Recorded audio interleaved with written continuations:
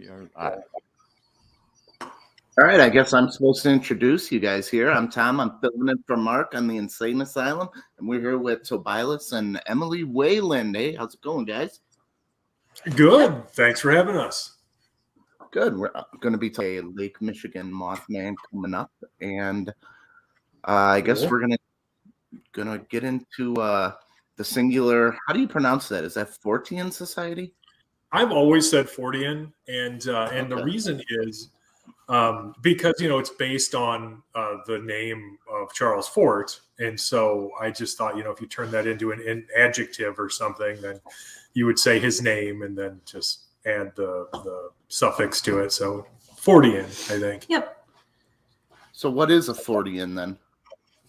Sure. So for anybody not familiar with the work of Charles Fort, he was an early 20th century collector of weird news stories. And so he would collect all of these weird news stories from all over the world, and he would compile them into these massive volumes. And he would write about them, sort of speculate what he thought was behind them, find commonalities.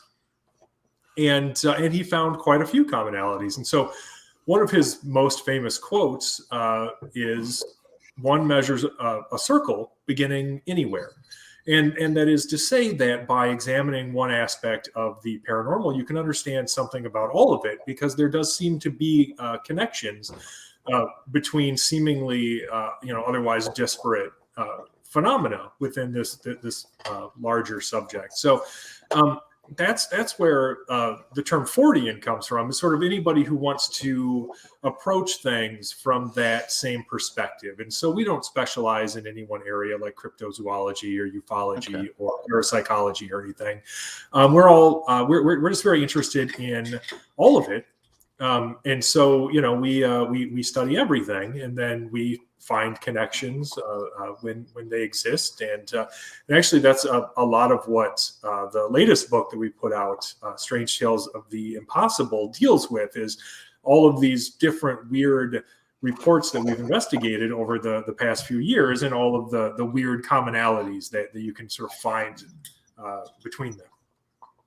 So where's the line drawn? Do you draw it at like aliens, or line in terms of paranormal? What do you consider in that circle? Oh, I just put everything in. Everything. A two-headed dog. We're sitting there. Sure. So I mean, if you sort of look at the etymology or the root of the word paranormal, it literally means anything outside of normal.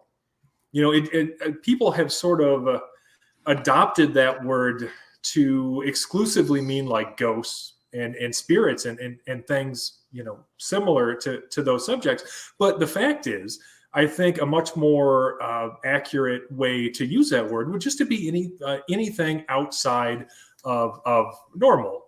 So yeah, I mean, two-headed dogs, Bigfoot, aliens, ghosts and hauntings, time slips, anything you want to do sort of in that realm outside of established normality, I think you could easily put in that sphere. I once egged a house, and I threw the egg, and it bounced off the siding onto the concrete and didn't break. Paranormal. Call it. It's got to be. I threw it from 40 yards. It counts. I mean, that's weird. That's outside of normal. It absolutely. The last time I was 19, and I remember saying, I retired from egging houses. This is it. Yeah, you got to go out on top. Absolutely. Or it was a sign like, you should really knock it off. Yeah, I'll take a hint from the universe. Right. Good thing. Yeah. So tell us a little bit about Mothman in Lake Michigan, because this one hits home with me, that a lot of people don't know this story with me, but I'd like to hear how that happened, because now I'm curious to read it. Yeah, like we first heard about winged humanoid sightings in that area in the spring of 2017. And so at that time, I was writing news articles for the Singular Fortean Society. And it was brought to my attention that MUFON had released these 3 cases that had come through their case management system. And they all described these weird winged creatures that people had reportedly seen in Chicago. And MUFON had published a short article about it, and so I picked up the story through them, and wrote a little article for it for the Singular Fortean Society, and I thought our readers would get a kick out of it. And I really thought it was going to be just one of those weird things that you just never heard about again, right? Just this weird one-off sighting, and then that was the end of it. But that's not what happened. It was very soon after that we started seeing more reports coming through places like Phantoms and Monsters, UFO Clearinghouse. MUFON had more reports after that, and even other places. We've had other people like the National Cryptid Society or the Pine Barrens Institute who have actually been able to refer witnesses to us. So these reports have come into a variety of different organizations at this point. But yeah, for us, it started in that spring when everything just sort of kicked off. And, sort of very much outside of that investigation at that time, because I was just covering it journalistically. And I reached out to Lon and Manuel separately. So Lon Strickler from Phantoms and Monsters, right, and then Paul Navarrete from UFO Clearinghouse. And I interviewed those guys separately. They were both very polite and forthcoming, when I interviewed them. I really just wanted to be able to reach out, sort of do my due diligence and see what they had to say about what people were seeing at that time. And so, they didn't really have strong opinions at that time regarding sort of what was behind everything. And I respected that, because it didn't seem like they were going into it with a whole lot of bias. Really, the main point they were trying to make, very early in this investigation seemed to be that people are seeing something. And what that is, we have no idea. And so you would have thought I would have turned my phone on silent considering how many times I've been interviewed. And yet it still manages to get me now and again. Sorry about that. And but yeah, so it wasn't too long after I had interviewed them, and we published those interviews, to the Singular Fortean Society website, that we started getting our own reports, and next thing you know, we sort of find out we have some mutual friends who are traveling the same circles. Lon asked us if, given our proximity to the sightings and the fact that we're getting our own reports, if we wouldn't mind actually joining this investigation, and so we did, and we've been doing it ever since. It's not the only thing we do, but it's been a very prolific investigation so far. Would you mind if I shared my personal story with you and then tell me how it stacks up? Yeah, that's fantastic. All right. I've always told everybody before I tell this story, if it wasn't for my friend Jen being with me, no one would have ever heard this story if I was alone. But since there were two people corroborating it, I do tell people now, otherwise I'd look like an idiot. But we got on a health kick and we were walking every night, me and my friend Jen. We lost a ton of weight. It was awesome. So looking for new ways to walk around Jackson, Wisconsin. Do you know where that is? Okay. So they were building a new subdivision, and it's just fun to walk down a gravel road. It's very dark. We're walking down a gravel road. It tees to a major road at the end, and there's new construction, and it's about 10 o'clock at night, 2005, summertime, beautiful out. And I start hearing in the new construction, I hear a radio turn on and start going. And I'm like, that's weird. And I'm like, I work construction. And if these guys are dumb enough to leave the radio on at night, I'm going to grab myself a new radio. So I start walking up and the music just gets insanely loud, deafening loud. And I can see something because there's a major highway way down the road and it tees. And I see something when a headlight comes, there's a shadow figure there. And I start to tell my friend Jen, I see something down there. And when I go to open the new construction door, the hair on my arm stand up. the music is so loud. It's Tom Petty, Free Fallin'. And my friend Jen like pulls at me to run. And I'm like, hold on, wait for a car to come. I need to see what this thing is, where we're going. And there's no street lights, no anything. And I see it again, and it's just a winged creature way down at the bottom of the road. And it takes off and starts flying. And we take off running towards, where we parked in this subdivision. And I'm thinking, Jen is a lot faster than I expected her to be. I thought I was a forward in soccer at the time. I thought I was going to blow by her, but I didn't. And she puts her hand on me and says, stop. And we stop, and this thing circles around. We can see it through the moonlight and the stars. It was a clear night. It's got red eyes, wings that aren't flapping, and it flies across the road in front of us and lands in a tree. And it was really weird because it landed in a tree, and I go hunting a lot. So I'll see turkeys in the morning, and they're only like 30 pounds, but they break branches and they're noisy. This thing silently, delicately landed in the tree. And that is the only way back to the car. And we're as far to the side of the road, up to the woods on the other side as we can get. And as we're walking, I see one red eye, like it's looking forward. And I'm kind of running, and then you can see both red eyes because I saw it tilt its head and look right at me, and I got like nauseated, and we took off running, and that's the last we saw of it. Wow. Did you get a sense of how big this thing was? Yeah, I believe it would be about 8 feet tall. That is enormous. Wow. Interesting. Now that radio. Did you use the radio, or did you just hear it?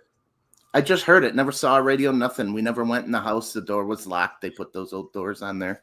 But as soon as I touched the handle, that's when like electricity went through me, and it was just so loud. Like it wasn't like it was coming in the house anymore. It was like it was just like you're in a department store radio, It was just part of the world. It's weird. Interesting.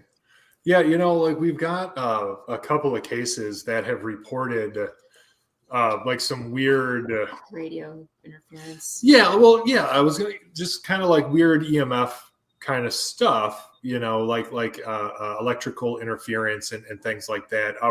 Like Emily said, radio interference has been one where these two young women. This was just in Oregon, Wisconsin, actually.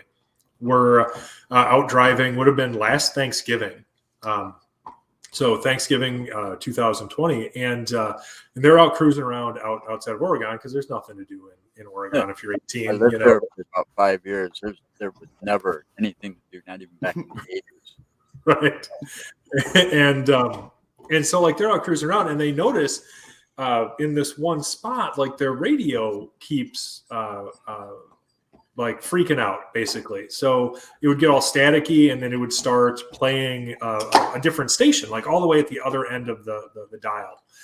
And in that spot is where they had their weird sighting. As they drove through it, they saw this huge winged humanoid creature, as they said, like swoop down in front of them over the road. And then as they kept driving around, because again, that's just what they were doing. Eventually, like they went back to that same spot to see if they could see it again after they kind of calmed down, and one of the young women actually said that she saw this thing standing out in a field. But it just reminds me of your experience because of the strangeness of the radio. Like, I mean, why would it do that, right? An interesting follow-up to that actually is, so Emily and I went out there, of course, because that's what we do. And I had interviewed both of these women on the phone first, and then it was in the middle of COVID, so I was like, well, if you're comfortable going out there with us, that's fine. We can wear masks and everything, but they really weren't, and I completely understood, of course. And so I was like, look, like that's great. You told us where it was. We'll just go out there and we'll see what there is to see. And so, we drove their route and went through this intersection and everything. And I didn't notice anything unusual right away, but we got home and we were reviewing all of our recording equipment, and we noticed that there was this weird like hissing and like popping and like crackling sound over all of our audio. This is across like multiple devices. It wasn't anything in the car causing it. And so it was just something causing this weird audio interference in all of our cameras, which we still can't explain it. And the weird thing is, of course, once this happened once, we were like, well, hell, we have to go back. Of course we do. And so it was maybe a couple of weeks later, we went back, did the exact same thing, drove the exact same route, had all of the same devices, which of course we had used previously and since, and they work fine and they don't record anything weird. And in that one spot, we had the same interference, but this time it was much quieter. And what's really interesting about that interference too is there's this invisible boundary basically surrounding this intersection, seemingly, where we like everything's fine, no audio interference whatsoever. We cross this invisible boundary, and all of a sudden it just starts up. We go through this like intersection, and at some point, like we must cross out of it because it stops. And then we turn around and go back through this spot again, cross that invisible barrier, bam, audio interference. And so it was just so strange. And that second time, like we're looking for anything that we can find. Where might be areas? Do you remember the roads, the intersections? Oh boy, you know what? I don't remember it off the top of my head, but I could find it pretty easily and send it to you if you're interested in checking it out. Well, I grew up out there, Okay. I know a little bit about history about Oregon, and it's kind of got some strange things that could cause some of the interference you're talking about. Oh, interesting. Okay. For one, most of Oregon was built on a swamp. Okay. We had to have soot pumps in all of our basements. The power would go out, the streets would flood. The whole town would flood. Sure. In a downpour. You go out, you had to be real careful mowing your back lawns, your backyards and stuff like this, because they had it was like you could see the cement. It was like a cement slab that kind of raised the lawn a little bit or kept it from sinking too far. And then if you think about it, the other thing, you go out too far on 138, which is between Oregon and Stoughton, the highway between Oregon and Stoughton, you'll get too close to the speedway, you're going to find a lot of radio interference.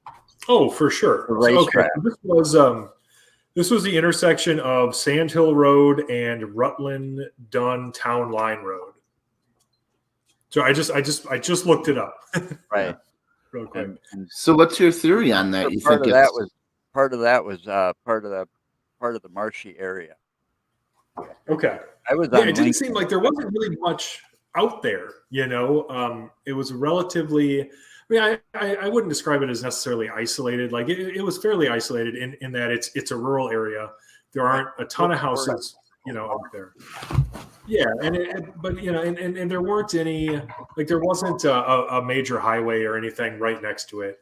We were a ways off the highway.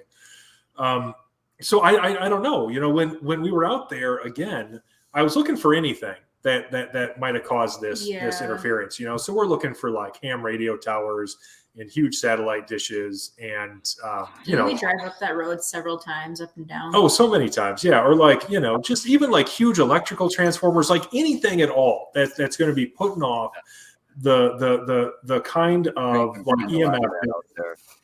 But there really wasn't. We couldn't find anything. Road that's mostly one small road that's a lot of manufacturing type, foundry type buildings. And then probably the biggest alarm out in Oregon would be up at Oak Hill, the prison up there. Sure. So, I don't have a good hypothesis as to what caused it because we couldn't find any explanation. It's just unexplained, basically, at this point. Say that way.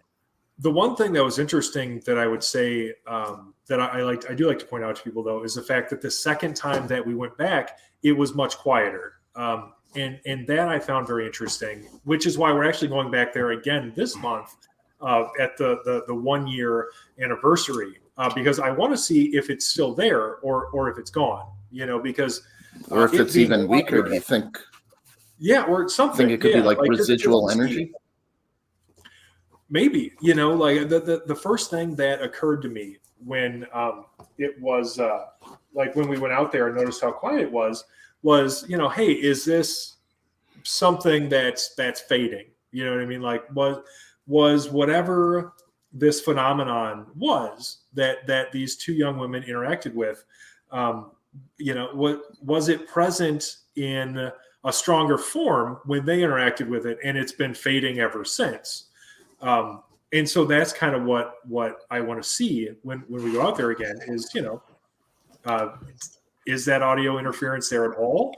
Is it much weaker? Will it be really strong again? Maybe it's cyclical with the time of year or something. Who knows? I mean, that's why we have to keep going back and just sort of try to track these trends. Is there any way to track the decay rate over the 3 times you go and put that with decay rate of anything on the periodic table? I mean, maybe for this specifically, it's got to be some kind of radiation, I would think, to be interacting, with the electronic devices that we have. Like if it's interfering with our audio, I mean, it's got to be somewhere on that EM spectrum, right? And so.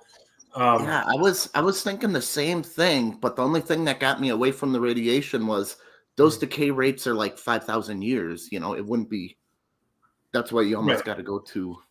Well, if it was, because there are things that can create, that like the waves you find on that spectrum, right? And so if something was creating this radiation sort of maybe as a byproduct of something else. So if and this is all speculative, everybody. So like, don't quote me on this and use it against me later. We're just spitballing ideas, right? Oh, it is. So if you were, looking at, say, something like a portal or something, like say there's a portal to a parallel universe, and the byproduct of this portal was radiating this type of energy that was interfering with our audio stuff and was making these young women's radio go haywire. Then that portal closes, right? And it's not pumping out this radiation anymore, or it's not radiating this energy. Then you would expect that to maybe fade over time, kind of just be dispersed into the environment to where people don't even notice it, and then it just fades away entirely. Right. And so we will definitely see. I'm interested to know what's going to happen if it's there at all.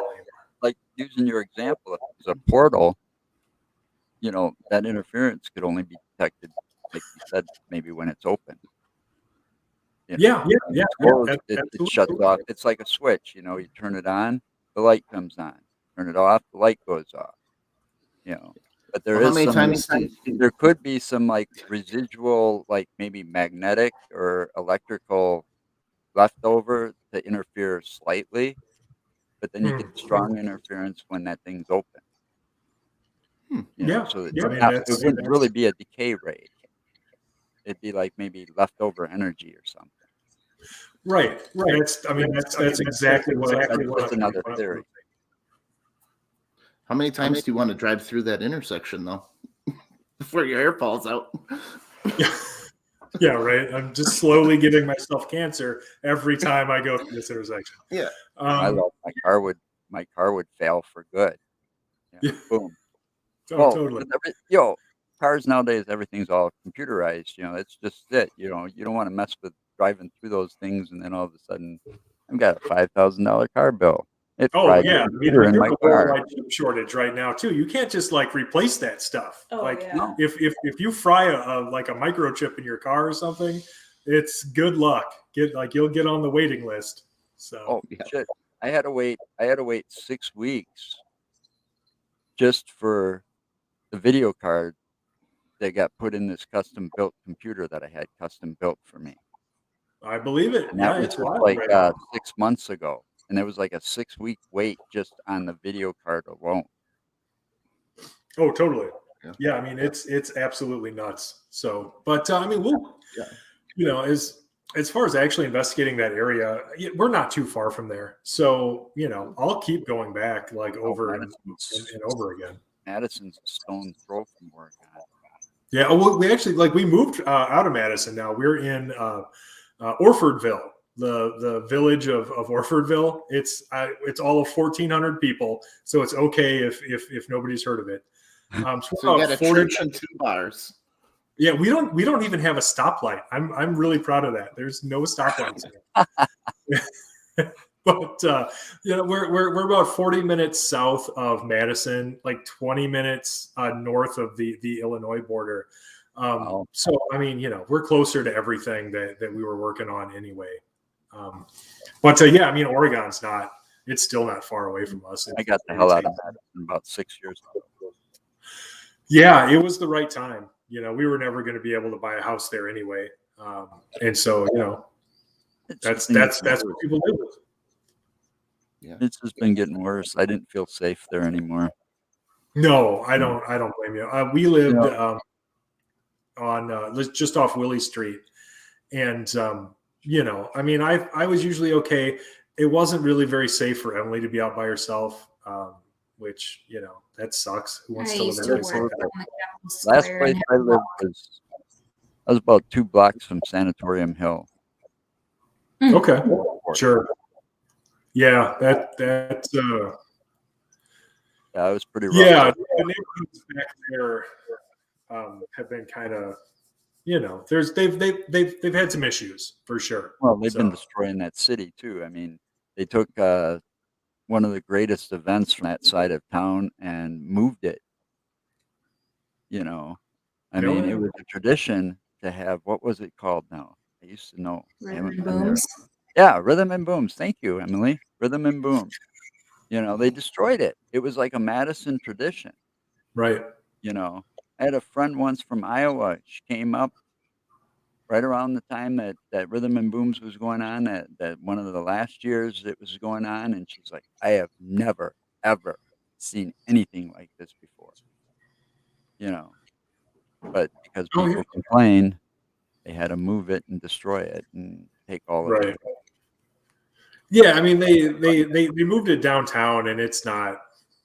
I don't know. Like we went there a couple times. I think It was right there. Yeah, I mean, it was okay, but no, it wasn't. It wasn't Rhythm and Booms for sure. Yeah, that's sad the way it was. I used to work when they first started the Rhythm and Booms deal. I worked setting it up for a while, and then I worked security there.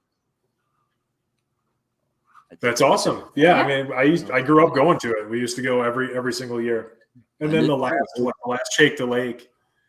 I mean, we didn't even go downtown. We just watched it from like the park by our house, which was good because there was a shooting, so we didn't didn't have to be there for the shooting. So yeah, that's the reason I got out of there, man. So I don't get anywhere near that. So you ever been to Lee's Farm?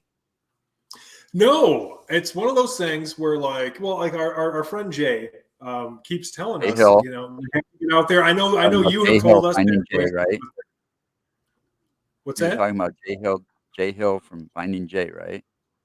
That Jay? Oh, Jay or Jay Buchanan from Finding Jay.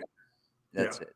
Get him confused. But yeah, I know he's been telling us to get out there. I know you and Mark have been telling us to get out there, and I think finally probably next year would be the likely time. Well, because I was talking to Donna about it at the Beast of Bray Road conference, and she said, hey, like just get a hold of him basically, and I'm sure you can figure something out. So I'd like to get something set up probably for spring of 2022 to actually be able to get out there, stay overnight, bring cameras and all of our other weird camper. What's that? Make sure you get a tent or an RV. Oh yeah, for sure. Like we'd probably just bring a tent, something like that. But yeah, we have plenty of camping equipment and all that stuff. And good luck staying overnight there. By the way, No, we tried that; didn't work. no. Well, In what way? Yeah, what happened? We were there. We were there about 2 weekends before the Beast of Bray Road conference. We had that scheduled ahead of time. It was myself, Mark, and Dale Kazmarek from Illinois. Mhm. And we went there. Oh, it was about 7 o'clock at night. We started. We got to Lee's place. We took a tour. Kind of got a preview of the hayride that he gave to everybody, during that conference. And then we set up our equipment, and everything was going good. We had some hits on some of our equipment. And at one point, we were tracking a bipedal figure on the thermal, and it was in a cornfield. So you couldn't see it, but you could see it on the thermal because it was in the cornfield. Okay. Dale and I lost it. We believed that it was following Mark because Mark was walking out in the hayfield part of it, and he swore something was following it. When he came back, he told us he swore something was following him in the hayfield or the cornfield. And shortly, about 2 or 3 hours after that, we've got all our cameras set up on tripods out there, and everything's going just great. I've lived here in Wisconsin all my life. I have never, ever seen fog roll in so fast and so thick. We had to quickly pack up all of our equipment because of this fog and the moisture that it was creating on the equipment. Worst thing that could happen to equipment. Sure. And by the time we got done packing it up and putting it in the cars, about 5-10 minutes later, the fog was gone. It was like it was chasing us out of there. It was like trying to tell us to get the fuck out. Interesting. Huh. Well, And we got all of this on like four different devices of audio and stuff of you hearing, Mark out there by himself saying, I swear something's following me in the cornfield. And then you hear Dale and I talking up on another audio device saying, we think it left and followed Mark because we lost track of it. Right. And we can't be sure what it is because where Lee's farm is situated down there, it could be what they call the Beast of Bray Road. It could have been a Bigfoot for all we know because, as far as Jay goes, it's been in that southern part of the Kettle Moraine Forest, sighted down Oh, there. sure. We've been out there with Jay tons of times. Right, and that's just a short little jaunt down there to go down to Lee's farm from the edge of the Kettle Moraine Forest there. Absolutely. And you look at his property and seen the things we've seen and heard the stories we heard from him, anything's possible. I mean, that place is loaded with a food source. The deer come down there in droves just to eat on the berries that are just growing wild through there because you can see the deer track clearly all over. Oh, sure. And there's your Bigfoot or Beast of Bray Road food source right there, And I don't know what it is, but he told us the story once about he used to he can't do it no more. DNR shut him down on this one, but he used to pick up the roadkill and put it out on his property. Well, he did that one time. Pretty good sized deer, probably close to about 200 pounds, and it ended up wedged between two trees when he found it. Okay, how it got wedged there, I don't know. A wolf or something dragging it, there was no way that could have happened. Well, a mountain lion. Up and nope. We anything that would have had to use its jaws, whatever it had to have arms, lift that sucker up and drop it into, or actually physically, because the way it was like it was dropped from, how trees grow, they get a little wider as they go upward sometimes. Oh, right. It was like it was dropped in the wide part. Just, Was it? I mean, So was it up high in this tree, or was it just like between Well, it two was trees about on? waist high where it was wedged. It Okay. was about waist high on me, and I'm about 6 foot tall.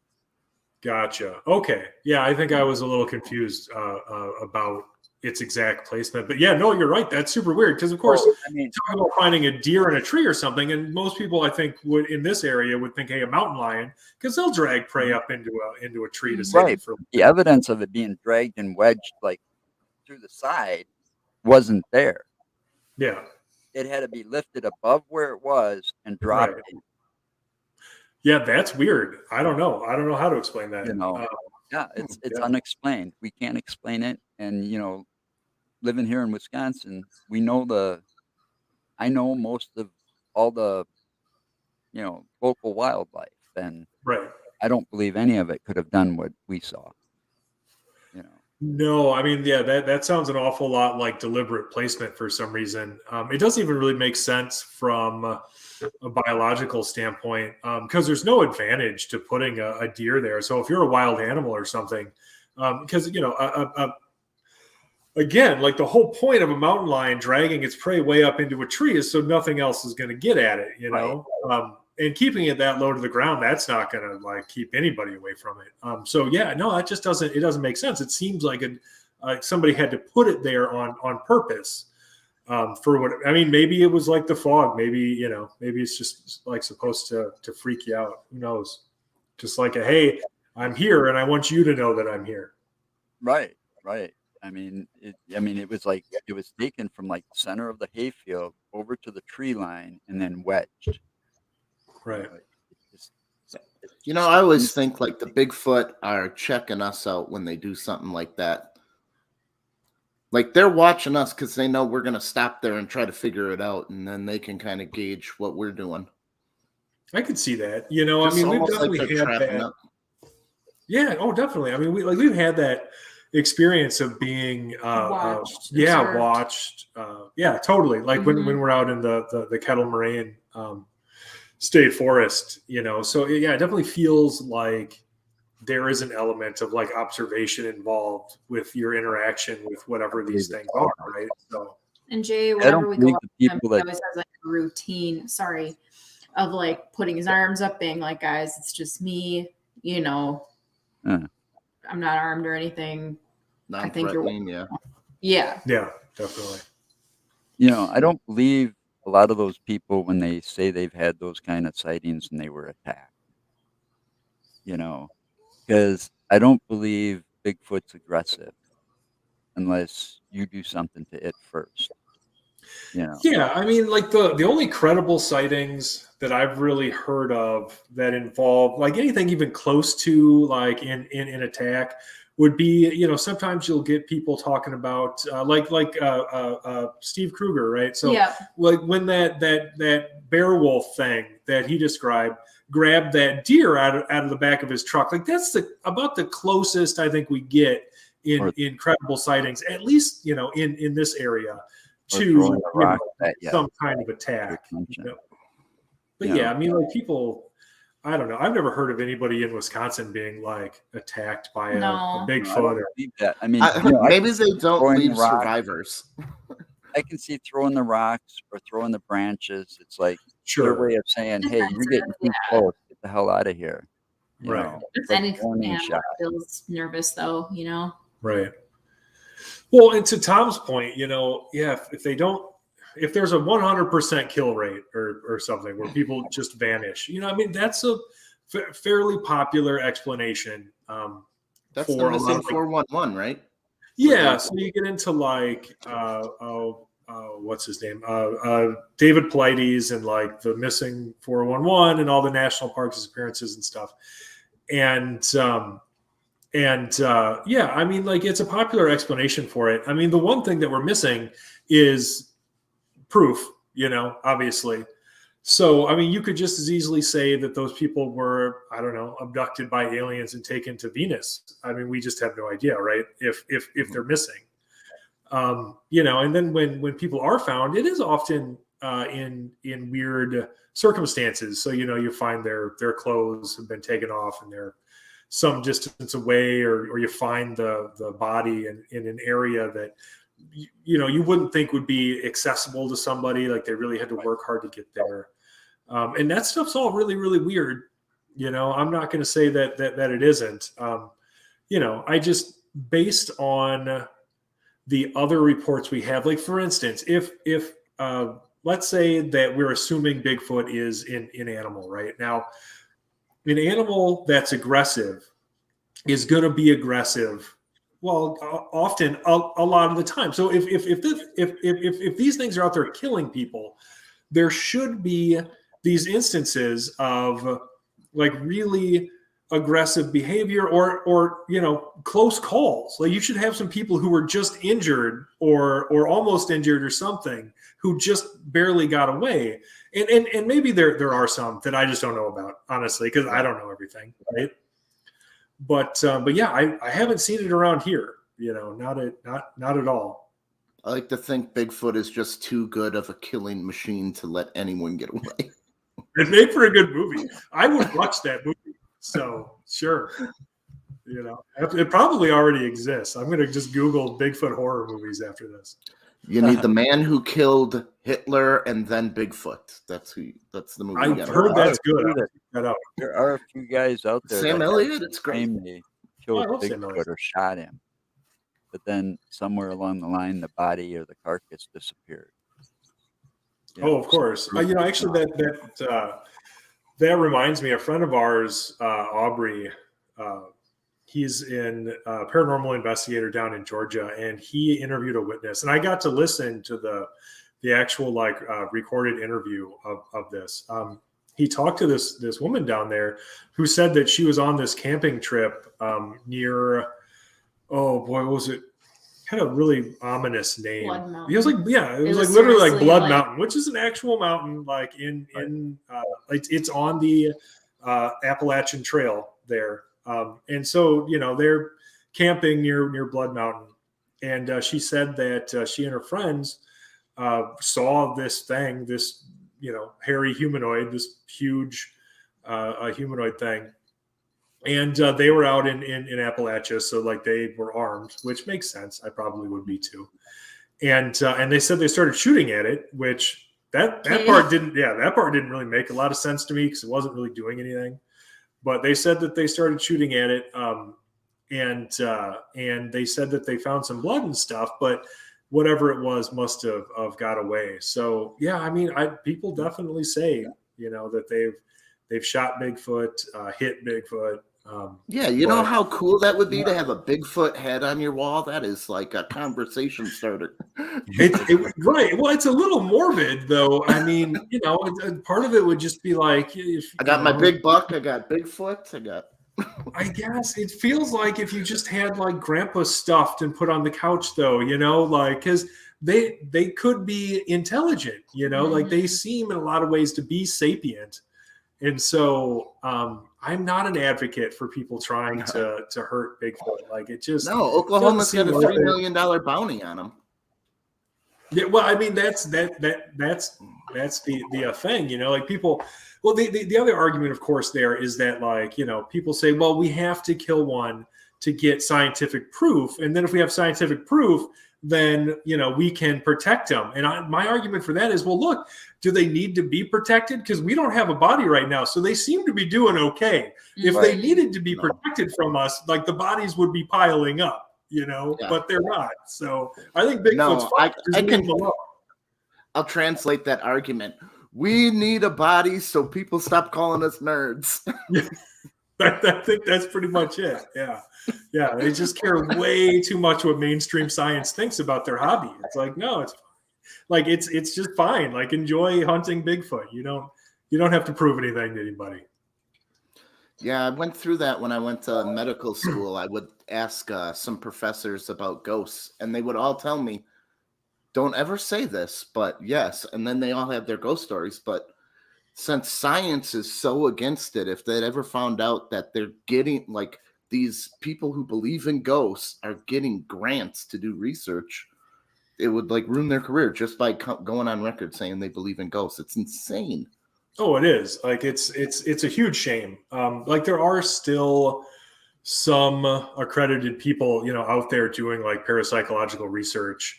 Well, like I don't know if you guys saw the Bigelow Institute for Consciousness Studies, like just gave out their awards for they had this contest basically where they were like, hey, if you're a professional in this field, we want to see the best evidence that people have for like any kind of afterlife. Is that the guy who owns Skinwalker Ranch? He did. I think he sold it, but like Robert Bigelow. Robert Bigelow, the billionaire who's super interested in UFOs. Yeah, well, not he's also Bam Bam Bigelow, the wrestler who does the not cartwheels. Bam Bam Bigelow. Yeah, that would be awesome though. Like that would we need more professional wrestlers in the paranormal. I think like here's a couple, but we could use more. We'll get Papa Shango. We'll call the Undertaker. We'll get Paul Bearer out of the grave. The Undertaker. Yeah, I mean, like that's very thematic. That just makes sense. But anyway, like they had this contest, and it was a bunch of like accredited scientists, like doctors and PhDs and stuff, who won all the top prizes, and so and they're attached to major like universities and stuff, and so it was pretty. I thought it was really cool. It was very heartening to me to see like that there is parapsychology being performed by scientists still. I think a lot of people just assume that died off in the early 20th century or mid-century at the latest, but no, people are still out there doing it. Ask Joe about their award-winning podcast. Even mainstream media, what'd you get it for? Best non. They categorized us as sci-fi. Yeah, as a sci-fi podcast. Yeah, I mean, I'm sure they didn't have a category that actually fit. Well, so they could have. No, they made that category and put us in it. Yeah, that's the category they put them in. One it's like a double. Or kick to the balls with both feet. I mean, that almost feels like, when you were a kid and like your grandma's trying to figure out what you're into. Like she's really trying hard to understand your hobbies, but she can never quite get there. And so, you're super into Teenage Mutant Ninja Turtles. And so, like she gets you like a stuffed turtle or something. And you're like, oh, grandma, you were so close. So that's kind of like mainstream society trying to understand what this podcast is about. They're like, is it sci-fi? I don't know. Yeah, my grandma would give me a Go Sports shirt. Go Sports. My favorite team is sports. So like that works out great. Yeah. Perfect. Yeah, where do they put your book in the library section? Great question. I think libraries have it. Some might. Some of them do for sure. Because we've seen some ordered. I'm going to guess that it's probably firmly in the speculative nonfiction section. Because that's where, back when I used to go to the library all the time to get my books, like pre-internet, now I just can order all my books. But most of what I was looking for would be in like speculative nonfiction or something similar. I think sometimes they would have like a dedicated occult section, which was cool. Sometimes there literally is an unexplained section. Sure. Yeah, so probably something like that. I saw like an unexplained category or section at a library. I think it was in Racine. I went to saw Chad Lewis there do a talk. Oh, nice. I'm looking at your books on Amazon, but they don't really. It also says books I may like: UFO, Jesus, and Psychic Witch. You might like those books. I don't know. The guy who wrote Psychic Witch seems super nice. I don't really know him, but I've seen him on Twitter. Oh, really? Cool. So I don't know. Like, because the weird thing about Amazon is like they don't use like the same library categorization system. So I think like the books are probably filed under like unexplained and /UFOs or something. Mysteries. It's some category for whatever reason. Yeah. So it's something like that. Okay. Strange Tales is unexplained mysteries. And the Michigan monster is labeled in occult UFOs, UFOs, and UFOs. Okay, well, there you have That's it. not what I registered it under, but I feel like it gets put in lists. They do their own categorization, I'm sure. Yep. Based So on it's UFOs. I think some of it's got to do with because they do audio books as well. You know, I could see that. you know. Well, I mean, in a way, the Lake Michigan Mothman, like, it's unidentified and it's often flying. So Yeah. sure, It is a UFO, technically. Right. You know, Yeah, I guess technical about it. It is a UFO, unidentified flying object. That's what I saw. That I mean, Did anyone else strict notice not the wings flapping? It was like a kid was holding it and going like flying an action figure. Yeah, I mean, oh, sorry, go ahead. No, I've heard that from cases we've had too. Yeah, I mean, definitely a lot of people, sometimes people will report it taking off and it not flapping its wings, but sometimes people will report it flapping its wings while taking off. In flight, it's almost unheard of for anybody to report this thing flapping its wings at all. No, Okay. So, like, once it's in the air, like, it doesn't seem to Flap. Yeah, it's just kind of has them out, and then it's gliding or flying around. So yeah, and which is weird now, and I think that speaks to like a really interesting aspect to this phenomenon too, which is sort of the seeming biological impossibility of this thing to even exist as it does. So if you think about like a 7 or 8 foot tall, I mean, even like something my size, I'm 6'2", and if I were to need, like, if I were to get off the ground, I would need like 30-foot wings. You know what I mean? Like, they would have to be huge. And people report this creature bigger than me somehow flying with 15-foot wings. Like, That's just nothing. No, they shouldn't be able to fly. It doesn't make sense. And yet here we are.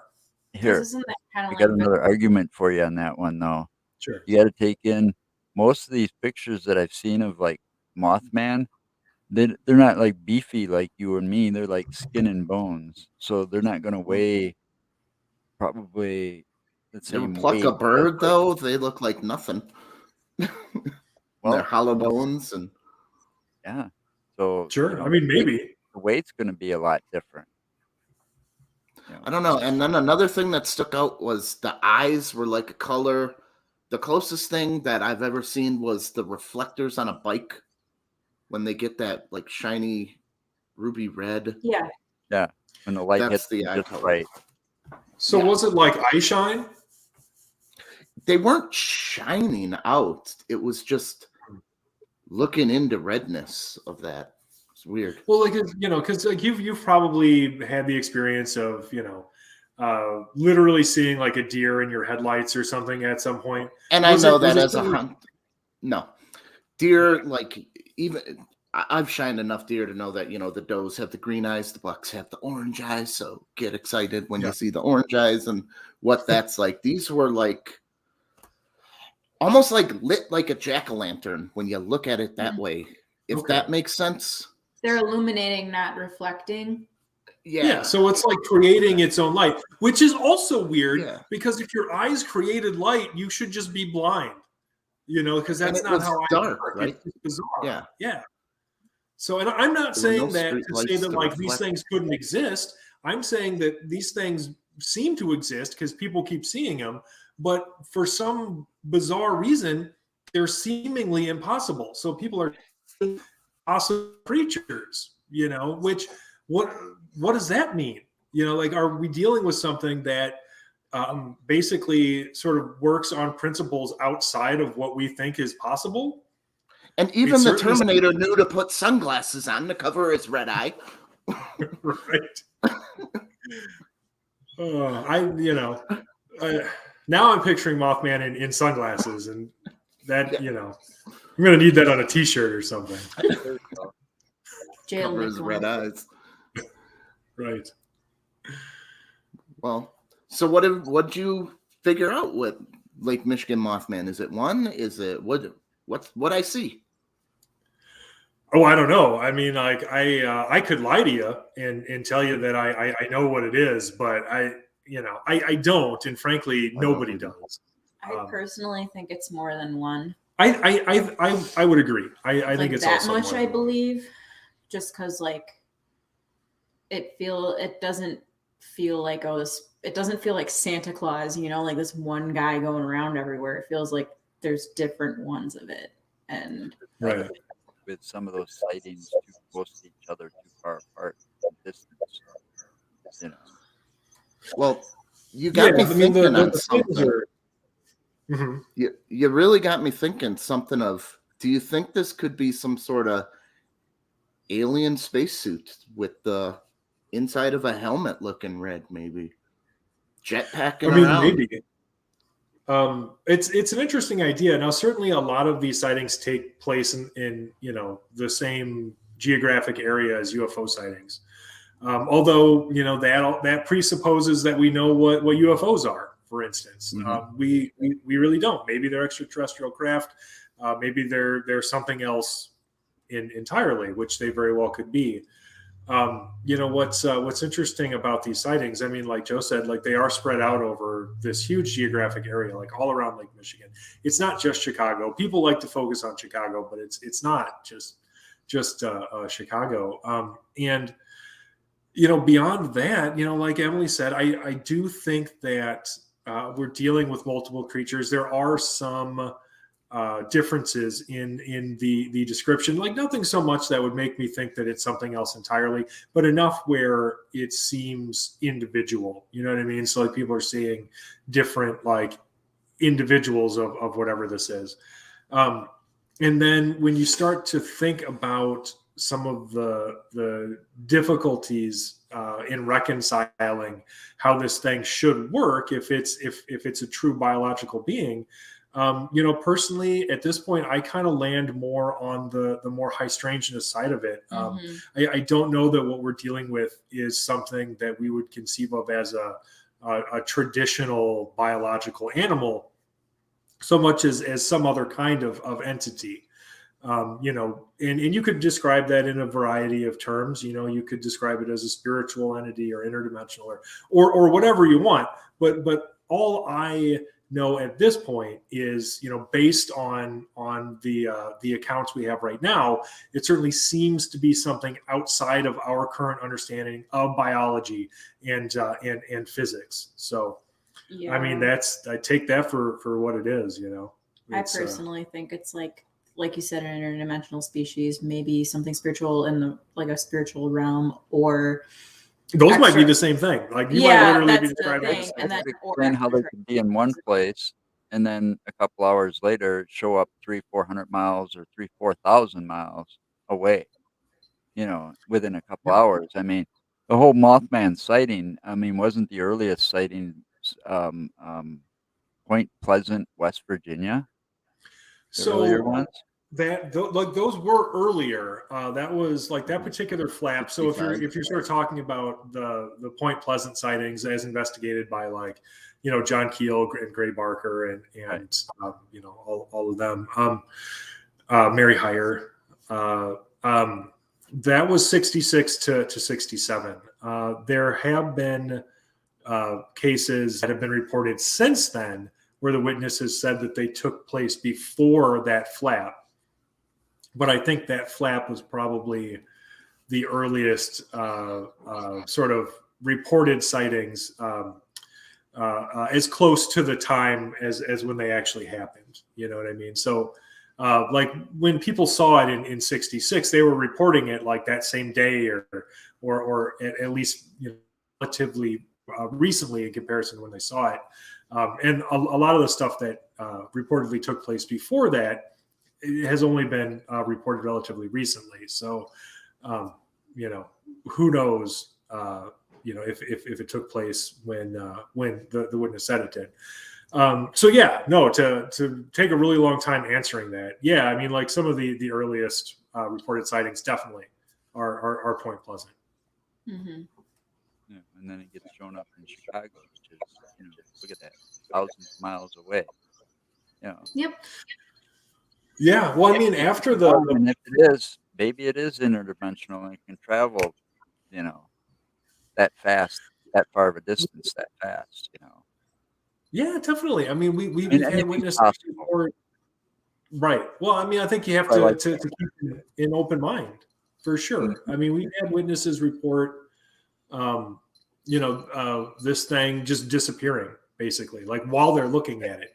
One guy told us that as he was staring at this thing, it just sort of blurred, and then it was gone, gone. and then Yeah. it just That disappeared. sounds like So, a computer glitch in real life. yeah, well, we're living in a simulation, right? Yeah.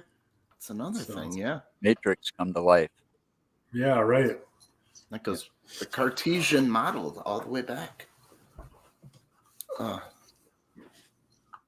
Well, Those are, I haven't seen Mothman, but I have seen some pretty strange shit around the Madison area in the last 6 years since Mark and I started doing this back in, I don't know, when did we change formats? 2019, we started doing all the investigating and stuff. But it also triggers some memories too as I'm sitting there getting into this. I used to travel back and forth to Madison a lot when I was a kid. And if you go down what we called as Old 14, which basically you just keep following Park Street out to Yep. South Park Street, and you just keep following it to Oregon. That's Old 14. That's Or- how you get to our no, house, that's New actually. 14. Actually, that's New 14. Well, either way, I can't remember. Anyway, you follow this area out, you get to the one exit for Oregon. Yeah, so that's New 14. That you follow Park Street straight out. So you get to the exit that's actually goes on to Old 14, which ends up turning into Main Street, Oregon, basically. Right before that exit, there's like the big Oregon wooden, I don't know if it's still there, but it says Oregon on it, and it's a big wooden type sign. It's, off in a field, off the highway, off to the side of the road quite a bit. There's a couple other like big log type deals up there like that. It's down from the Oak Hill prison, down the hill, Anyway, I used to see turkey vultures sitting there a lot. So I know what they look like. But then Yeah. I've also seen something that I couldn't figure out or identify that was all black and bigger than a turkey Interesting. vulture. And I've seen something just like that recently, and I knew, well, it was last summer. We were driving back to where I live now out here in Watertown, coming through the Cambridge area kind of because we've taken a kind of a detour. One of those overpass signs, like you're driving down the Beltline, 12 and 18, you're going through to Cambridge and you get to the interstate area. You got the great big signs telling you what exit's what, the great big green signs that are attached to those bridges. Well, something was up there and it had a wingspan bigger than those signs, And I'm talking That's about the bizarre. big middle ones that say, and stay in this lane for Cambridge, what's our Sure. biggest birds in Wisconsin? We got Ain't cranes, that herons, big. and maybe swans that come through. Not that big. Yeah, I mean, it would be something like a sandhill crane or maybe like a great blue heron, probably. So you're looking at like All a 6 to black, 7 but foot wingspan. How big are This- turkey vultures? This was at compared least to an that? 8 plus, 8 plus Hmm. foot wingspan, easy. Yeah, that's pretty wild. I mean, we've had reports like from Madison. Actually, there was one from just off the Beltline, which Yeah. which was weird. Yeah, this is where it's just on the belt. I was on the belt Right. line, sitting on one of those signs with Yeah. swings. Out like this, Right. Like it was sitting up there stretching. Yeah, no, that's just bizarre. Because I talked to a woman probably 2019. I think it was like 2019. No, it wasn't last year. I thought it was. Was it last year? Maybe. I'm reasonably certain it was 2019. Maybe it was last year. It's not really relevant. And she had said that when she was a little kid, she was with her mom. This would have been like early 2000s, and they saw something like that, or her mom saw it anyway. just off of the belt line. So they had taken the exit to it's that exit right kind Whitney of. Way? No, it wasn't Whitney Way. It's kind of by the Arboretum. Oh, Seminole Highway. Yeah. It was Seminole Highway exit. And and they saw this thing like flying overhead, and it was kind of as you described, and as a lot of witnesses described, frankly, like this big black being. Only they like they saw the glowing red eyes.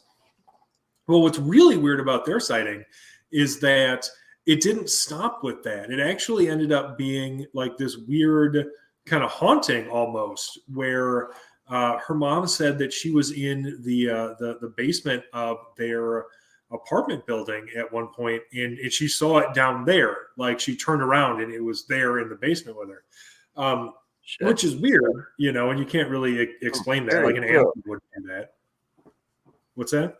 It sounds a little scary. I don't know if I want to be, trapped in a basement with a creature like that. No, she didn't want to be trapped in a basement with a creature like that. Please tell me you're Batman. Yeah, right. Yeah, right.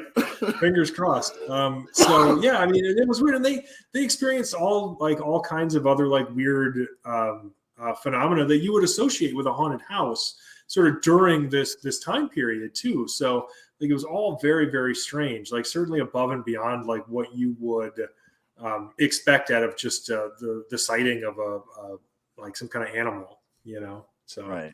Very weird. I'm believing what I saw. I think, like I believe some of that stuff too, where, we assume just because we don't see it anymore and we can't find it anymore, something's extinct. Okay. Well, they've assumed that so many times. And as what was his name? Jeff Goldblum said in Jurassic Park, life finds a way. It always does, and who's to say that, what I saw couldn't have been maybe some bird from the past or, some kind of whatever, because there was like condors and stuff like that that were huge or, or something that's not native and just got pushed this far and wasn't native to Wisconsin. And now we're starting to see this big, ugly thing. I don't believe what I saw was Mothman. I was thinking more lines of like a Thunderbird when I first saw it, Sure. Well, I think that accounts for some of the certainly some of the Lake Michigan Mothman sightings. So, like for instance, there's two different basic sighting profiles that we put together for that particular investigation. The first one is basically misidentified birds, and there are a significant number of those. And then the other profile is for the potentially paranormal stuff that couldn't possibly be explained as misidentified birds. And how we managed to get this profile together, right, is thanks to this guy down in the Pilsen neighborhood of Chicago. This was May of 2018. So he's bicycling to work, right? And as he's biking to work, he's wearing his bicycle helmet, and on his helmet is a GoPro because he liked to wear a GoPro and record his bicycle. And so like he's biking to work, and he sees this couple on the street corner, and they're looking at something up in the sky. And so he looks up to see what the hell they're looking at. And he saw what he later described to me as either a giant bat or a man in a wingsuit. And since he's wearing and this is like the middle of the day. And so like, since he's wearing this GoPro, he decided he's going to follow this thing around, get as much footage of it as he can. And he did. And I spoke to him over the phone. He was very, very forthright in terms of describing his experience. I don't think at any point he was lying. I think that he was trying his best to authentically relate his experience. He went so far as to send us the SD card from that GoPro camera. This guy had nothing to hide. It's risky business. Right. And so like we with his help managed to because again it's a GoPro camera, so it sucked. And it was really, really hard to find the footage in there of this thing. But with his help, we were able to find it. We were able to isolate some good stills. We blew those up. And what he had actually seen, according to the evidence in his camera, which I am apt to believe, was a bird. It was a huge bird, but it was a bird. And so what happens a lot of the time is people will see something that they've never seen before.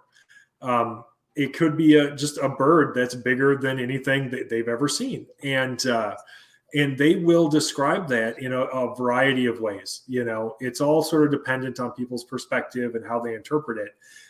But in the Lake Michigan Mothman investigation, you see a lot of these daytime sightings that sound, if you kind of strip away the witness narrative, they sound exactly like what this guy in Pilsen saw, which was definitely a bird. Right. And so with like using that evidence, we were able to sort of create this profile of daytime sightings in the Lake Michigan Mothman investigation that are almost certainly misidentified birds. Now, that isn't to say that they are all misidentified birds, but some of them almost definitely are. And really, what that allowed us to do, because up until then I was kind of struggling. I was like, why do some people see this thing during the day and some people see it at night? Why do some people like describe this feeling of stark terror and glowing red eyes, and other people just see a thing kind of winging around, on their noon lunch break, right? And so once we had that Pilsen footage, I think we were really able to kind of create this profile to be like, hey, these daytime sightings that seem totally separate from these other sightings are totally separate from these other sightings because they're probably just birds. And when you dig a little deeper into that, you can see that, due to things like climate change and the destruction of their wetland habitat, big birds like herons have been roosting in Chicago a lot more than they used to. They've been coming north earlier and staying longer, sometimes even overwintering. Like I found like all kinds of like large ambulatory bird tracks in the snow, which is weird, but if there's open water, they'll stay now. Anyway, all of that aside is really just to say that, definitely some people are seeing birds. Maybe some of them are great blue herons. They're huge. They kind of look like a person or a pterodactyl or something if you see them flying. And maybe some of them are something weirder. Maybe something like some of them are something like, what people would describe as a thunderbird, like some kind of unexplained avian species. But yeah, no, some of them are definitely birds. Well, that's like I said, I'm pretty sure what I saw was some kind of bird, but I don't think it was native to Wisconsin to begin with, or it was like maybe some long extinct type thing, because this thing was huge. I mean, massively huge, but it was all bird, easily, Sure. But that's like the Beast of Bray Road. You can take that same theory to Beast of Bray Road. If you've ever been down Bray Road, and there's many of these in Wisconsin, like Bray Road, it's long, dark, no street lights. If you got a nice clear sky and a full moon, you get a little bit of light to go along with your headlights, right? You're driving down this road late at night, and you see a wolf or a coyote or something eating a deer, a roadkill. Here's you coming, and it kind of does that, kind of stretch up and look like this, kind of do that thing that wolves do to look at you. Your mind's going to play tricks at you if you're down there at 11 o'clock, 12 o'clock at night by yourself driving down that long road, and then you're going to misidentify a wolf as a Beast of Bray Road. I mean, you just described every road by us. So yeah, right. I mean, I totally get it, and you're not wrong. I mean, if it's a real quick sighting, not everybody stops the car or anything to get out and check on it. That wouldn't be my instinct. Right. I mean, you're absolutely right. People can misidentify stuff. Like that is a known phenomenon. I'm not closed-minded enough to say that, well, it could be even a dire wolf, which supposedly went extinct a long time ago. But then there is recent YouTube footage of pretty good YouTube footage that I've seen of what they believed was a dire wolf in this I remember that video. So, Was that the one chasing the dog around? Yeah. The dog. Yeah. Okay. Yeah, that big black In the woods. dire wolf. Yeah. Thing's That huge. was crazy. They're massive. All right. Now I own. You haven't been to my place yet, Tom, but I own a purebred Siberian Husky. All right. It's the second one I've had. The first one, he unfortunately passed away about 2 years after I moved out here, but he was a little on the old side. But everybody thought he was a wolf right away. They thought that I had a wolf for a pet because he looked so massive. All right. And I'm thinking, you take my dog and you almost double it. That's a wolf. Okay. A Siberian Husky gets to be about 70, 75 pounds, 80 if it's a male. Okay. Wolves, you're talking 150, 200 plus pounds in some cases. Oh yeah. It's about twice the size of my dog. So, and I can easily see how the mind would play tricks on you if you saw my dog or a wolf or something eating roadkill, and you just drove by quick, midnight, you're by yourself and it's all dark, mine's going to play tricks with you real quick. But Sure. that's not to say that there's not something going on out there. Because after I met Lee Hampel and I went out to his farm and all of that, we got a lot more than what we bargained for. Definitely. I mean, the other thing I wanted to add on to that too is we don't get enough wolves down here where people are really used to seeing them anyway. So they're mostly up north, middle of the state. I mean, like, and and I'm sure you guys know that. I'm just saying, like, most people, if they saw a wolf, walking around down here, they would have never seen one outside of a zoo before, even though they do range down here. It's just not common enough. It's not that common yet. Right. Yeah. So, I think that just increases the probability of somebody misidentifying it, and sort of like exaggerating it in their mind because they're seeing this thing that they've never seen before. And it's going to look weird and scary. It's going to look freaky because they're enormous. And then just because wolves, all right, here in Wisconsin, they're either called one of two things. They're either called a timber wolf or a gray wolf. It's basically the same wolf. It just depends on where you are in the world, what you call it. Okay. Now, they can be any color, just like a normal canine. I mean, you see one of those that's like pure black. Yeah. It's going to be freaky. And I don't see them around here, but we do have a family of coyotes that moved in around my community within the last year or so. There's a lot of coyotes down here. Around this way, Oh, yeah. And yeah, I there are be careful letting my dog out at night because she'll attack the coyotes. Yeah, that's not safe. Siberian Huskies were bred to not so much as people commonly think of them as a sled dog. The Siberian Husky in a sled dog is your lead dog because they're the smartest of all the breeds.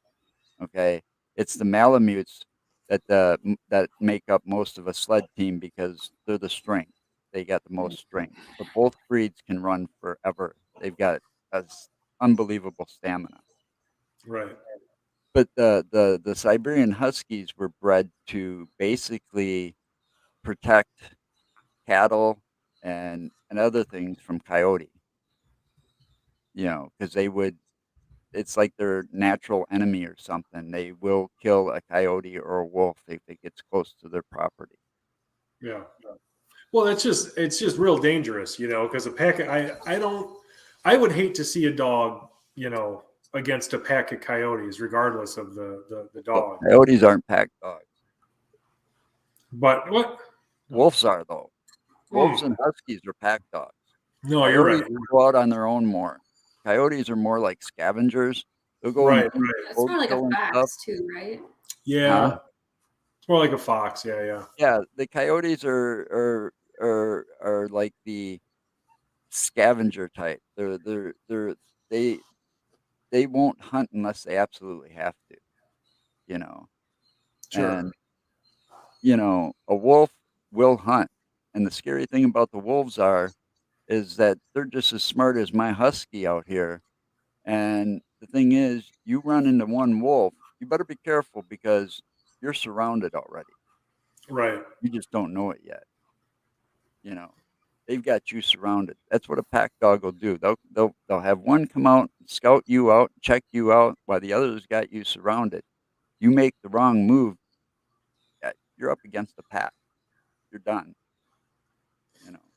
Yeah, that's interesting. Now, you're right about coyotes. Now, I'm not a biologist. I don't know a ton about I it. just know a lot But yeah, about no, they are scavengers and stuff. I always thought that they had like family groups and stuff, but I guess I didn't They really. do. I never really stopped to think about it. They don't always travel as close knit as a wolf pack would. Sure. You know, Okay. they don't. They're not like I said. You know, uh, a wolf. You run into one lonely wolf in the woods or something like that. It's not alone. You're surrounded. You Right. know, Right. it's not going to be that way with coyotes. They don't have that type of. I don't know. They don't do that kind of. You know, they'll There's come not at all organized at once. in that way. Yeah, they're not as Sure. organized. That's it. That's a good way to put it. They're not as organized as like a wolf pack would be. You know, the Yeah. No, coyotes come at you all at totally once. fair. Yeah. You know. Absolutely. But there are a ton of coyotes down here. I mean, we hear Oh them yeah, they're all over the place. every time we go out.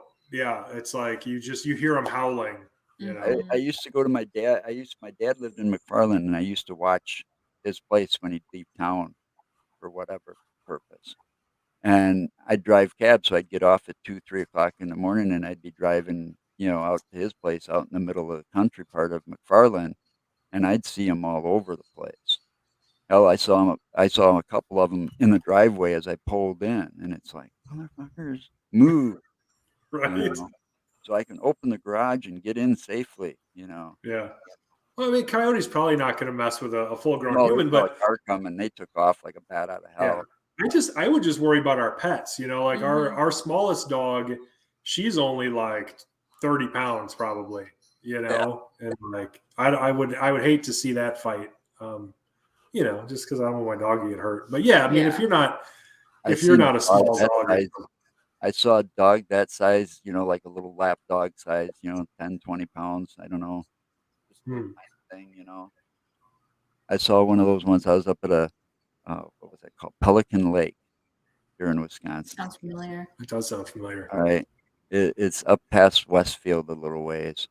I went up there one time, and it was like early in the morning. I'm sitting there eating breakfast, and the guy decides to let his dog out, and his wife starts yelling at him, "Don't be doing that. You know what happened last time you let the dog out without a leash, right?"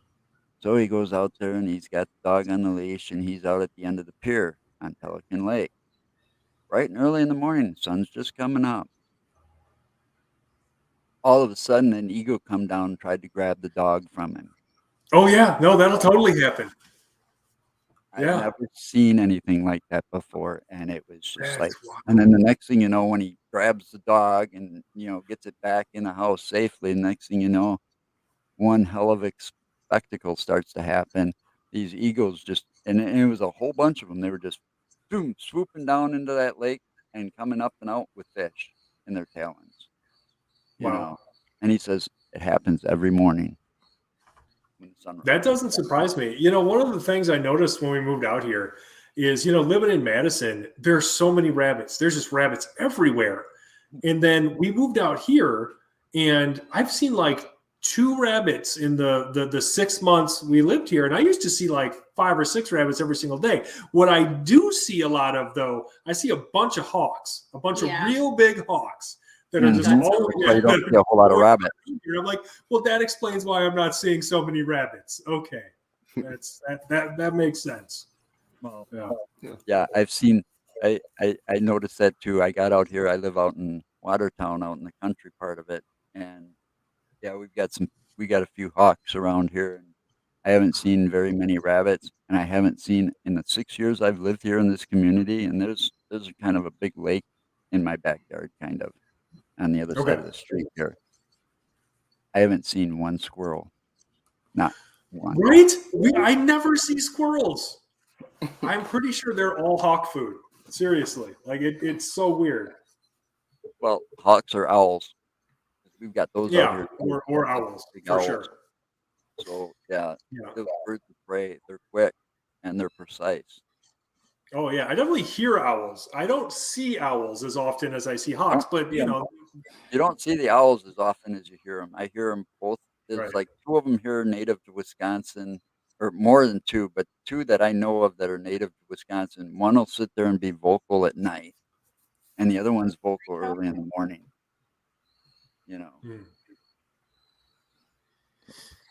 But I don't hear them anymore. Cool.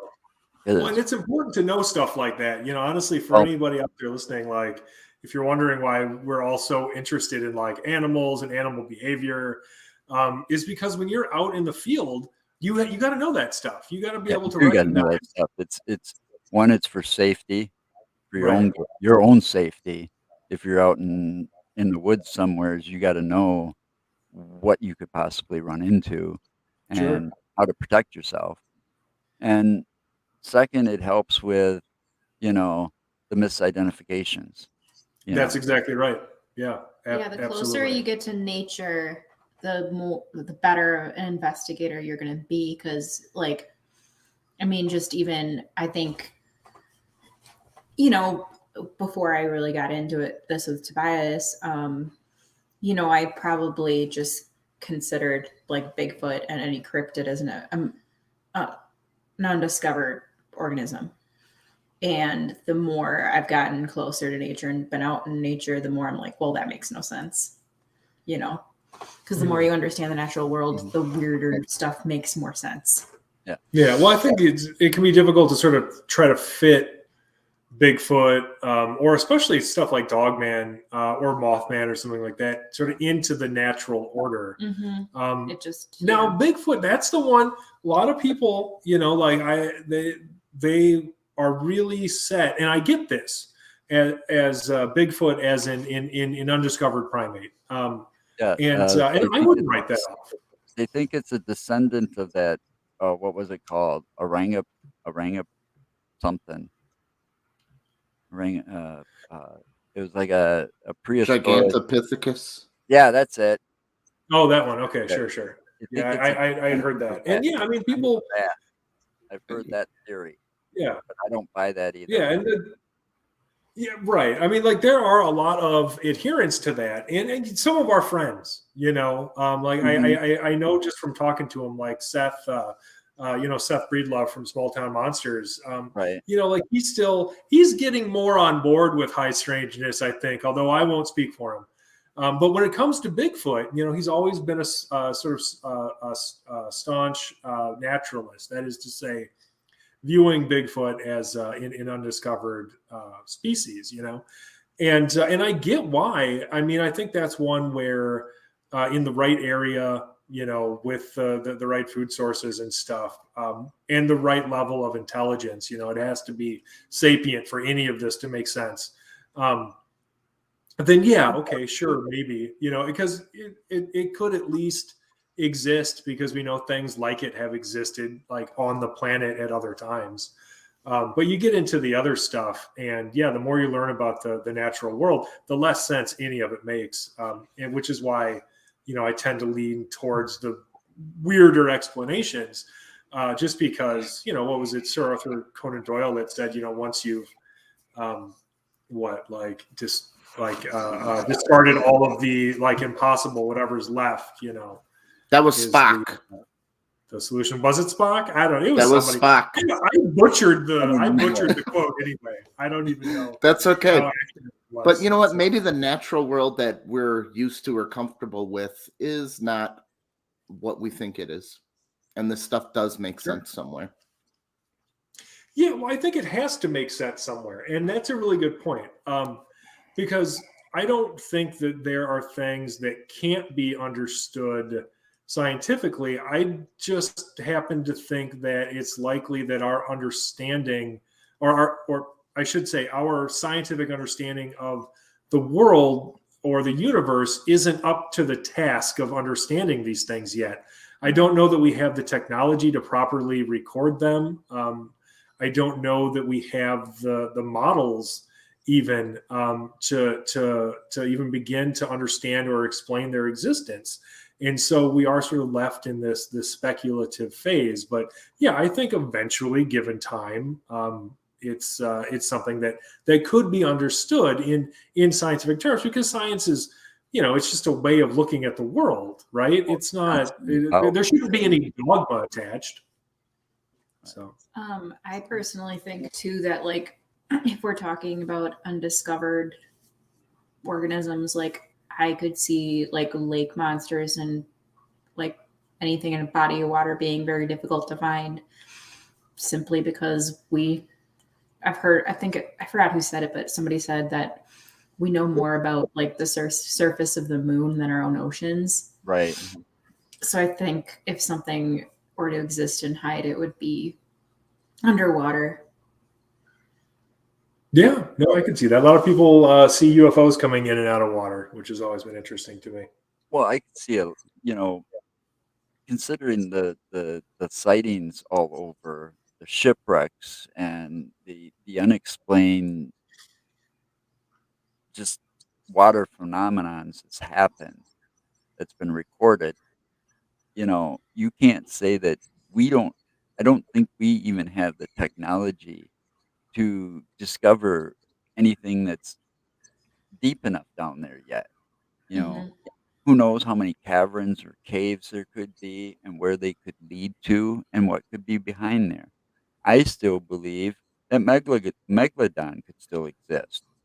You know, I mean, who's to say that it doesn't go down to the depths where we can't reach? We don't have that kind of technology. Things will Sure. unfold that far down. Cameras, you know, m- probably aren't good enough to get, it gets so dark down there. You You've gotta seen bring those your own light. documentaries. It gets so dark down there that the life forms have to create their own light. Well, You yeah, know, not to mention it's just like the amount of pressure Mhm. yeah, that that it you takes. get Right. at depths like that. It would implode those cameras. Oh yeah, Yep. absolutely. Yeah, no, I would buy that for sure. And then also, when you're sort of thinking about some of the weirder behaviors that people report from different cryptids, be it Mothman or Dogman or whatever, sort of the like sudden disappearances. Some of the like associated weird phenomena, like sort of the haunting type phenomena, UFOs in the same area as these other monster sightings. It does all seem connected in some way, and it does sort of speak to me to as some just something that exists outside of our current understanding of the universe. For instance, like let's say that we do have something coming here from a parallel universe or something, using some means that is completely outside of our understanding. Hopping through portals or something. We don't have anything to measure that. We can't predict it. We can't reproduce it in a lab. How would you even begin to study it? It would be like the anthill on our sidewalk outside trying to study us. They would have about as good of a chance. So what do you do in that situation? You do the only thing you can do, which is what we're doing. And hopefully, I think that we're seeing some of the greatest minds on our planet starting to take this stuff seriously, and coming up with theoretical models and physics and things that might be able to get us closer, certainly, and then hopefully eventually there to really, being able to understand some of this stuff. Right. Well, anything's possible. Well, I Totally. keep saying it. Anything's possible. And, maybe we're just not ready yet for it. And that's why we haven't gotten to that point to see a lot of it yet. You know, you know, you get more sightings. I mean, people have cut down the Bigfoot footage from, what was it, 1967 or something, that Patterson Yeah. footage. They have Oh yeah, sure. dissected that till I don't know how much more you can dissect that, but my opinion, I don't think it's a hoax. I don't think it was fake. I don't think they even had the technology back in that time to do that on a reasonable budget. I mean, Yeah. look at the movies. Hollywood Planet of the Apes, 1960 something, the Planet of the Apes movies, you could tell those were costumes. Yep. Sure. Now, I've observed that Patterson footage, I don't know how many times. I'm willing to guess hundreds, maybe thousands. I've examined it. You definitely see muscle footage, movement, muscle movement. Pretty damn good costume. We can't even It would make be it hard to that reproduce good today. Right. Yeah. It's still hard to reproduce that. They've tried on like muscle Nat Geo movement. and stuff, and they can't do it. Right. Yeah, well, because like in the proportions are too different from a human being. Like the arms are too long. Like Right. you can't fake stuff like that. You couldn't fake stuff like that at that time. Like No. at least not that realistically. So yeah, I mean that's one for me that it remains unexplained as far as And I'm then- concerned. It seems legitimate. I don't know. And then you take when that was shown for the first time and stuff in 1960, there was no computers, there was no Photoshop, there was no, readily available to everybody. That was on actual film that had to be developed, Oh yeah. you know.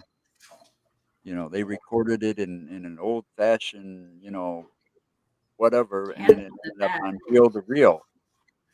Oh yeah. That was Yeah, I mean, it was old shot on film. like 8 That was millimeter or old something. school film, yeah, 8mm type That's film. That had to be developed. Yeah, absolutely. So And no, when these yeah, I people that are don't think standing there's there much room for old- tampering with that film, for Yeah, sure. I don't think it was tampered with in any way. I still believe that's the most realistic footage out there. No, yeah, I mean nothing's even close. Yeah, No. I would agree with that. Yeah. Absolutely agree. Oh, it looks like we're getting almost to a 2-hour mark. I guess we're gonna have Yeah. to call it. Well, We were thank having you, a good Tobias, time. and it was nice to meet you, Emily. Nice to meet you too. Yeah, it's great to be here. Come back anytime. You're welcome. And it was great Absolutely. having you. And you can find all of Tobias's adventures right there on that website, right? It's Absolutely. That's the best place to Yep. find whatever we're up to. whatever you're up to So. next. And what are you going to be up to next? That's a good question. As far as the immediate future, just that continuation of the Lake Michigan Mothman investigation that we talked about, and then, we've got a documentary that we were in with produced by Small Town Monsters called "On the Trail of the Lake Michigan Mothman." That'll be coming up, I think, by the end of this year. I think it's early December. Yeah, I mean, we'll definitely let people know. But yeah, that was exciting because Small Town Monsters is a great production company, and it was nice to work with them again because they're all fantastic. And then I'm always bouncing around book ideas, so we'll see what I end up going with. But I think we want to put out a special edition of the Lake Michigan Mothman. High strangeness in the Midwest. And the reason for that is that the investigation has sort of progressed enough where I think we need to update like the book that's out now. But it's not enough where like I would just write a whole new book about it. So maybe go back and revise this one, add a couple of new chapters, put it in like a nice hardcover or something that'll look great on a bookshelf. Different look to it. Yeah. Let me know if you want my story. I'll get my friend tell it with me for you.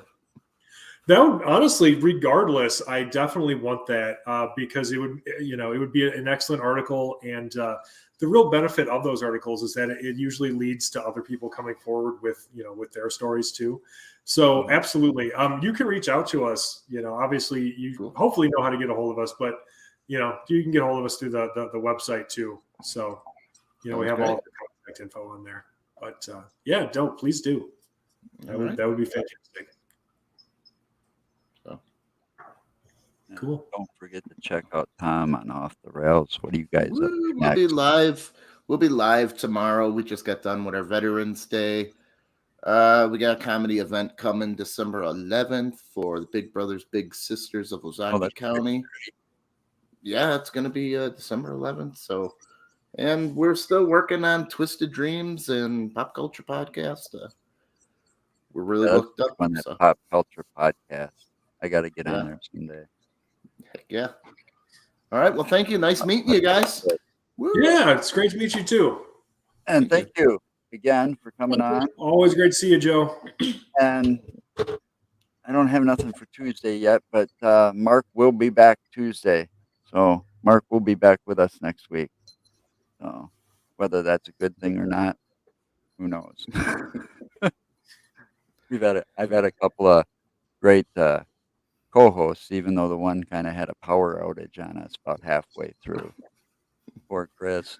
Anyway, All right. stay safe and just remember anything's possible. And everybody have a great weekend. We'll see you next week.